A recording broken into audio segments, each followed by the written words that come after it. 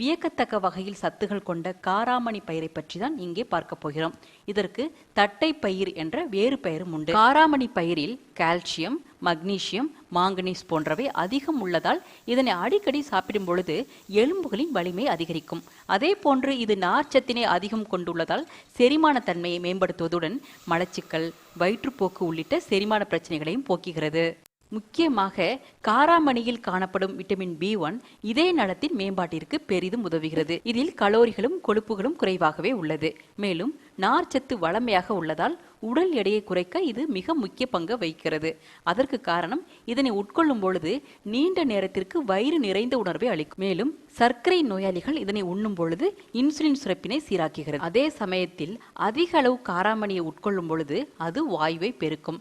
இதனால் வயிற்று வலி, வயிற்று உப்புசம், வயிற்றுப்போக்கு உள்ளிட்ட பிரச்சனைகள் ஏற்படலாம். எனவே தினமும் 50 கிராம் அளவு சாப்பிடலாம்.